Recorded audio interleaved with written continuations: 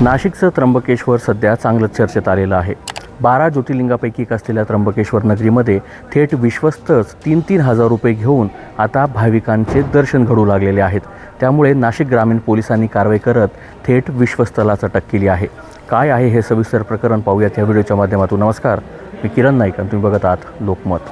त्र्यंबकेश्वरमध्ये भाविकांना मारहाण करणे, जास्तीचे पैसे देऊन VIP दर्शन करून घेणे याबाबत त्र्यंबकेश्वर नेहमीच चर्चेत येतं आणि आता थेट विश्वस्त असलेले पुरुषोत्तम कडलक यांना जास्तीचे पैसे घेऊन भाविकांना दर्शन घडवून देत असल्याच्या आरोपाखाली आज नाशिक ग्रामीण पोलिसांनी मध्यरात्रीच्या सुमारास अटक केली. त्याबाबत नाशिक ग्रामीण पोलीस अधीक्षक बाळासाहेब पाटील काय बोललेत आधी ते पाहूयात.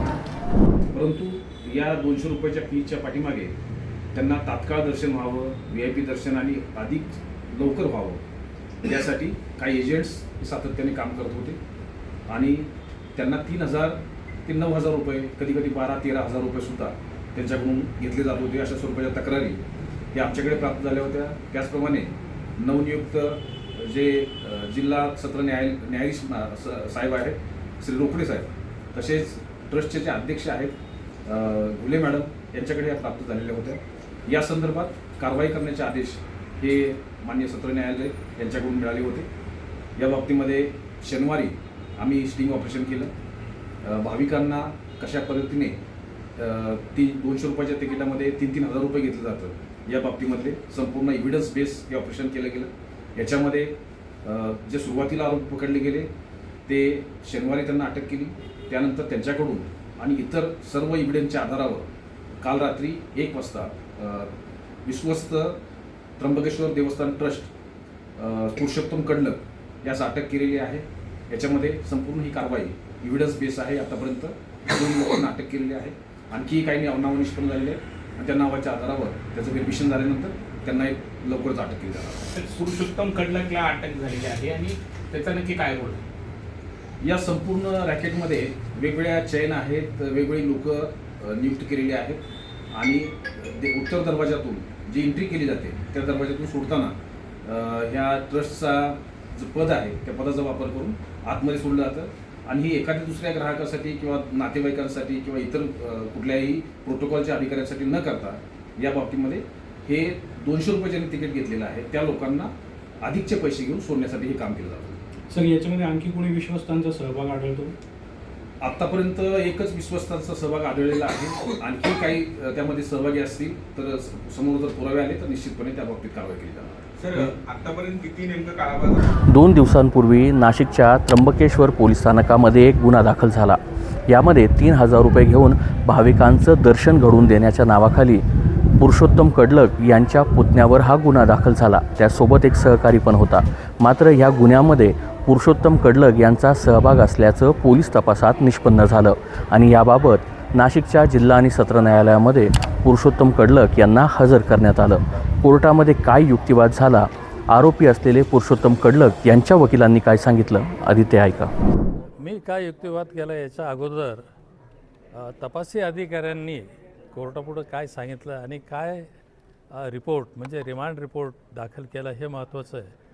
त्यांनी असं सांगितलं की ह्या गुन्ह्यामध्ये पुरुषोत्तम कडलक यांचा देखील समावेश आहे, सहभाग आहे आणि त्यामुळं त्यांची पोलीस कस्टडी पाहिजे असं त्यांचं म्हणणं होतं. ते ट्रस्टी आहेत आणि त्यांच्या सांगण्यावरनं हे पैसे घेतले गेलेत असं त्यांचं म्हणणं होतं. परंतु फिर्यादीमध्ये तसा काही स्पष्ट उल्लेख नव्हता. तरीही त्यांचं असं म्हणणं होतं की तपासामध्ये तसं त्यांना निष्पन्न झालं. तर मग ह्या मुद्द्यावर माझ्याकडनं जे सांगितलं गेलं ते असं की अगदी निश्चित कारण असल्याशिवाय पोलीस कस्टडी रिमांड देऊ नये. निव्वळ असेल नसेल शक्यता आहे ह्या गोष्टी विचारात घेता येत नाही असं माझं म्हणणं आहे. त्यामुळे देऊ नये असं मी कोर्टाला सांगितलं आणि मग शेवट कोर्टाने इतरही गोष्टी त्यात ऐकून घेतल्या. माझं असं पूर्ण म्हणणं होतं की हे जे फिर्यादीमध्ये त्यांनी नमूद केलं आहे की काही आरोपींनी पैसे घेतले आणि फसवणूक केली, तर माझं असं म्हणणं होतं की हा फसवणुकीचा प्रकारच नाही आहे. पैसे घेतले आणि दर्शन करून दिलं नाही अशी तर केस नाही आहे. पैसे घेतले, वादा करता मानलं की पैसे घेतले, पण ज्यांच्याकडनं पैसे घेतले त्यांना देवापर्यंत दर्शनाकरता नेलं पण होतं. ते तर फसवणूक कशी होते असं एक माझं म्हणणं होतं. पण ठीक आहे, ही काही ट्रायल नाही आहे. ह्या सगळ्या गोष्टी ज्यावेळेस ट्रायल सुरू होते त्यावेळेस याचं महत्त्व आहे आणि त्यावेळेसच याच्याबाबत कोर्ट निश्चितपणे काही निकाल देऊ शकते. आणि हे सगळं म्हणणं ऐकल्यानंतर कोर्टाने पोलिसांना तपासाची संधी मिळावी म्हणून 20 तारखेपर्यंत ह्या आरोपींची पोलीस कस्टडी दिलेली आहे. नाही, तिथं हा प्रश्न तिथं काही नव्हता, राजकीय बाजू वगैरे काही नाही.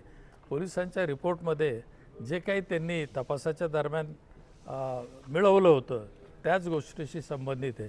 याचा राजकारणाशी काही संबंध नव्हता. पण ती गोष्ट अजून काही तशी वर आलेली नाही आहे. याच्यामागे काही राजकीय हेतू होता किंवा नाही. आणि असेल नसेल ह्या गोष्टी सविस्तरपणे ज्यावेळेस कोर्टामध्ये ही केस चौकशीला लागेल आणि पुरावा नोंदवला जाईल आणि जे संबंधित साक्षीदार आहेत त्यांच्या पुराव्याच्या दरम्यान त्यांची उलट तपासणी होईल त्यावेळेस या गोष्टी उघड होतील.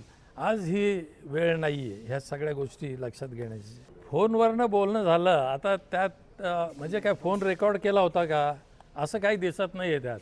फोनवरनं बोलणं म्हणजे एकाने दुसऱ्याला फोन केला असेल, ते फोन नंबर असतील एकमेकाशी कॉन्टॅक्ट केल्याचे, परंतु जे काही संभाषण झालं ते रेकॉर्ड केलं आहे का ह्याबाबत निश्चित काही नाही आहे. ते देखील मी कोर्टासमोर सांगितलं.